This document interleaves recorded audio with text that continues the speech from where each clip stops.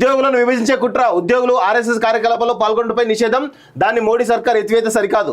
ఉద్యోగుల నిష్పక్షపాత భావానికి సవాల్ విసిరినట్టే, రాజ్యాంగాన్ని సవరించలేక ఇలాంటి నిర్ణయాలు. కాంగ్రెస్ జాతీయ అధ్యక్షుడు మల్లికార్జున ఖర్గే అంటూ ఒకరిని చూస్తాం. సో కాంగ్రెస్ లో ఉన్న చాలా మంది కూడా, ఈవెన్ ఈ రాష్ట్ర ముఖ్యమంత్రి కూడా ఒకప్పుడు ఆర్ఎస్ఎస్ గుర్తుపెట్టుకోండి. అక్కడ ఉన్న ఆర్టికల్ ఏముండే అన్న, మీరు పోయి ఆర్ఎస్ఎస్ కార్యక్రమంలో పాల్గొనొద్దని ఉండే. అది స్వచ్ఛంద సంస్థ, పాల్గొనొచ్చు, పెద్ద విషయం. అది ఒక వాళ్ళు ధర్మం కోసం దేశం కోసం అనుకుంటూ చేస్తా ఉన్నారు, తప్పేమున్నది ఇక దానికి. అసలు విషయం ఏంటంటే కాంగ్రెస్ పార్టీ ఎంత ఆర్ఎస్ఎస్ అంటే ఎంత ఘోరంగా విషయం చెబుతుందో నాకు అర్థమవుతా ఉన్నది. మీరు ఇట్లాంటి చేసుకుంటూ పోతే మీ గోతి మీరు తవ్వుకున్నట్టు అవుతుంది.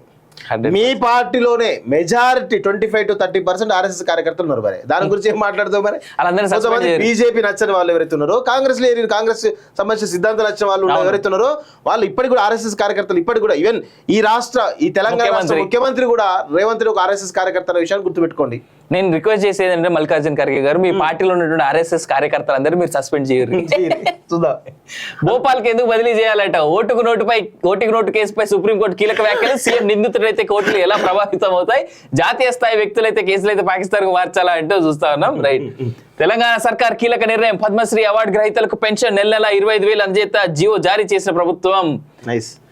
మూసీ ప్రక్షాళన చేస్తే నీకెందుకు బాధ? మూసీ కలుషితంతో ప్రజల ఆరోగ్యంపై పడుతున్న ప్రభావం ఎంత?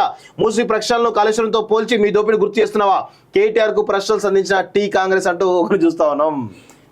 ఈసారైనా హాజరయ్యేనా? గత అసెంబ్లీ సమావేశాల్లో కాక డుమ్మా, తాజా సమావేశాలకైనా వస్తారా?